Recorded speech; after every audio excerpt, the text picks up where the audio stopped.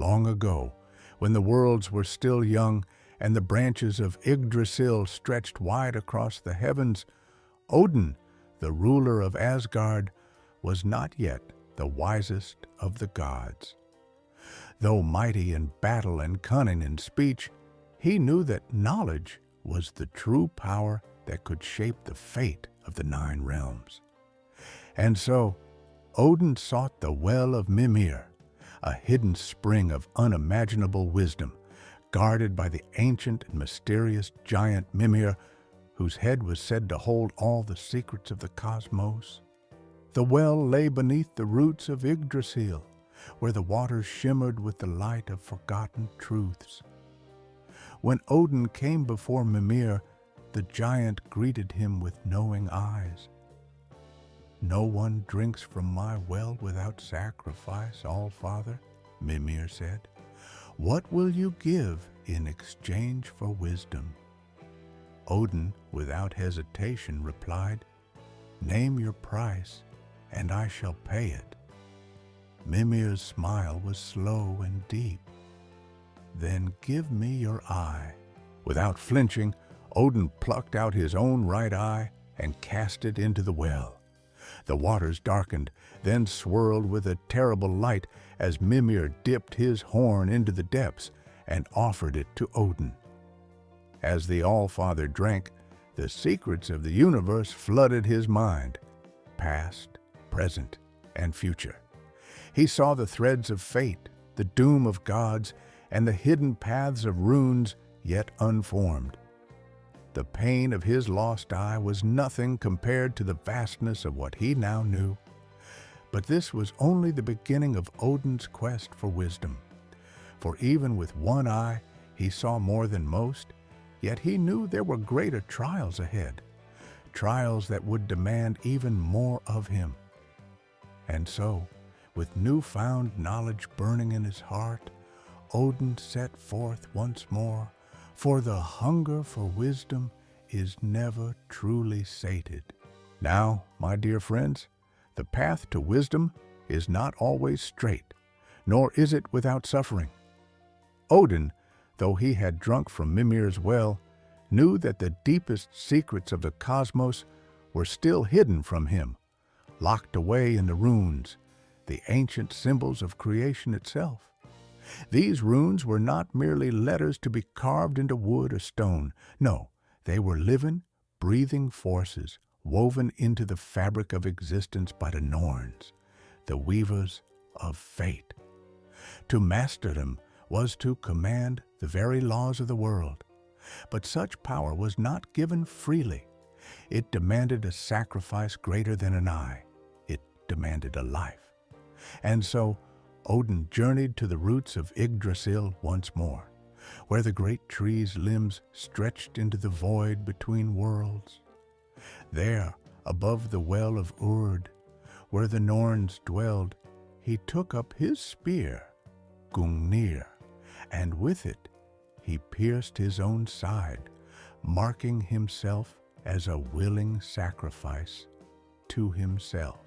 Then, with a whisper to the winds, he cast a rope over the highest branch of Yggdrasil and hanged himself, his body swaying between the realms of the living and the dead. For 9 nights and 9 days, Odin hung there, his flesh torn by the elements, his breath stolen by the cold, his mind drifting in the abyss between life and death. No water passed his lips, no bread filled his belly. The ravens, Hugin and Munin, circled above, watching, waiting, as their master endured torment beyond mortal comprehension. And as the last of his strength faded, the runes at last revealed themselves to him, rising from the depths of the well like embers in the dark. They burned into his mind, searing their shapes and meanings into his very soul. He learned their names, their powers, Fehu for wealth, Uruz for strength, Thurisaz for destruction, and all the others, each one a key to unlocking the mysteries of the universe. At the end of the 9th night, The rope snapped, and Odin fell, gasping, back into the world of the living. But he was no longer the same god who had climbed the tree. Now he was the master of the runes, the knower of secrets, the whisperer of spells. Yet even this was not the end of his journey, for wisdom is a fire that must be fed, and Odin's hunger was far from satisfied. And so Odin, ever seeking, turned his mind to a tale older than Asgard itself, the tale of Kvasir, the wisest being ever born. Now, Kvasir was no ordinary god, nor giant, nor man. He was created from the spittle of the Aesir and the Vanir, when the two tribes made peace, mixing their divine essence into a being of pure knowledge. There was no question Kvasir could not answer, no riddle he could not unravel. He wandered the 9 realms, sharing his wisdom freely, until darkness found him. 2 dwarven brothers, Fjalar and Galar, jealous of Kvasir's brilliance, lured him into their shadowed halls. There they slew him, letting his blood drain into 3 great cauldrons. They mixed his life's essence with honey, brewing a mead so potent that whoever drank it would gain the gift of poetry and wisdom beyond measure.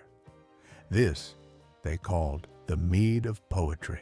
But the dwarves' greed did not go unpunished.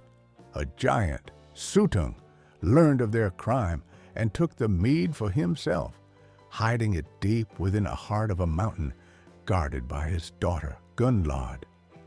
When Odin heard of this, his single eye burned with desire, not for the mead's sweetness, but for the knowledge it held.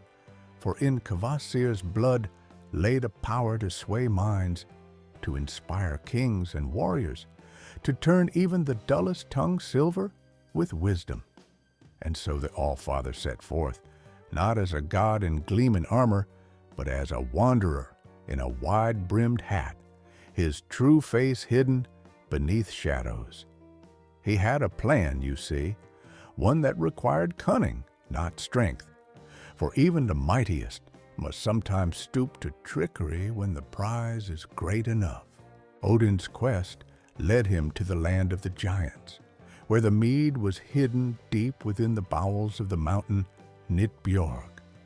But the gates were sealed, and the giant Suttung kept close watch, for he knew the value of his treasure. Odin, ever the strategist, did not come as a thief in the night. No, he walked boldly into the fields of Baugi, Suttung's brother, who was then struggling with his harvest. The summer had been harsh, and his workers lay dead, slain by some misfortune or perhaps by the trickery of the gods themselves. Seeing his chance, Odin took the name Bölverk, worker of misfortune, and offered his labor in exchange for a single drink of Suttung's mead. Baugi, desperate and unaware of the stranger's true nature, agreed. For an entire season, Bölverk toiled in Baugi's fields, his strength unmatched by any mortal man. When the harvest was done, he demanded his payment. But Baugi hesitated, for though he had promised, his brother Suttung would never willingly part with the mead. "Then help me steal it," Odin said, his voice low and smooth as a serpent's whisper. Baugi, bound by his oath but fearful of Suttung's wrath, led Odin to the mountain. There he pierced the rock with an auger, drilling deep until he claimed the tunnel reached the hidden chamber. "Go forth," he said, "if you dare." But the giant was not to be trusted. The hole was not complete. A thin layer of stone still barred the way. Odin, undeterred, shifted his shape once more, this time into a sleek, slithering serpent. Through the narrow crevice he slipped, vanishing into the darkness where Gunnlod waited, unaware that doom had come for her father's treasure. Gunnlod was no mere sentry. This giantess had been entrusted with the mead as her sacred duty, and for months she had sat in the echoing dark, her fingers tracing the carvings of the three great vessels, Odra, Bodn, and Son. Few could resist the allure of the mead's power, but Gunnlod had sworn an oath to her father she would let none take it. Yet Odin did not come as a thief. No, he shed his serpent skin and stood before her as a man, not in his true form, but as a traveler, weary and silver-tongued. He spoke to her of loneliness, of the weight of oaths, of the ache of guarding something so precious, yet never tasting it oneself. And Gunnlod, who had known only the cold stone and her father's stern commands, listened. For 3 nights, Odin lingered in the cavern, and with each passing hour, his words wove a spell sharper than any rune. He did not demand the mead. He asked only for a taste, a single sip to wet his lips. And Gunnlod, whose heart had grown heavy in isolation, relented. "1 night for each vessel," she said. "Drink, but take only what is fair." Odin agreed, but the Allfather's thirst was greater than his honesty. On the first night, he drained Odra to its dregs. On the second, he emptied Bodn, and on the third, he consumed Son in a single, relentless draught. By the time Gunnlod realized the trick, the mead was gone, and Odin had shifted once more, this time into the shape of a mighty eagle, bursting from the cavern with the stolen wisdom burning in his gullet. Behind him, Suttung's roar of betrayal shook the mountain. The giant, too, took wing, transforming into an eagle, and the chase began, a storm of feathers and fury across the sky, as the mead's power surged within Odin, demanding to be freed. The sky itself trembled as 2 great eagles tore across the heavens, one fleeing, one pursuing. Odin, his feathers gleaming with the stolen mead's power, raced toward Asgard with Suttung's wrath close behind. The wind screamed as the giant's shadow fell upon him, his talons slicing the air just shy of Odin's tail. The gods watched from the high walls of Asgard, their faces upturned as the storm of wings darkened the horizon. They knew what Odin carried, knew that if he failed, all the mead's wisdom would be lost to the giants forever.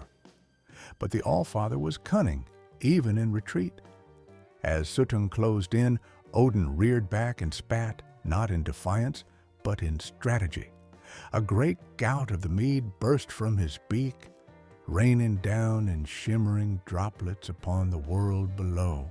This, my friends, is why poets and storytellers throughout Midgard sometimes taste inspiration. For those drops fell freely to earth, where any might chance upon them. But the greatest share of the mead remained in Odin's grasp, and with one last desperate surge, he cleared the gates of Asgard. Suttung, thwarted, crashed against the divine wards in a fury of feathers and thunder, but it was too late. The mead was secured, and Odin, gasping and triumphant, returned to his true form. From that day forth, he doled out the precious draught only to those he deemed worthy, skalds who could turn battles into legend, kings who could weave words like sword strokes. Yet even now, his hunger was not fully sated.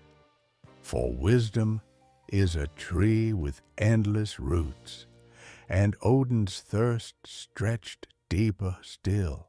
Even with Mimir's well, the runes, and the mead of poetry burning in his veins, Odin knew one realm still held secrets he had not pierced, the land of the dead. For who knows more than those who have passed beyond the veil? The dead see the turning of ages. They remember what the living forget. And so the Allfather wrapped himself in a cloak of shadows and rode Sleipnir, his 8-legged steed, down the roots of Yggdrasil to the gates of Helheim. Cold mist clung to the path, and the howls of the dishonored dead echoed in the gloom. At the threshold stood the giantess Maud, keeper of the bridge over the river Gjöll, her spear barring the way. "None living may cross," she intoned, her voice like grinding ice. Odin pulled back his hood, his single eye glinting. "I am not here as a living man," he said, "but as a seeker of the dead." Perhaps it was the weight of his gaze, or perhaps the dead themselves whispered his name in recognition. But Maud stepped aside. The bridge groaned beneath Sleipnir's steps, and soon the halls of Helheim stretched before them, lit by the dim glow of ghost fires.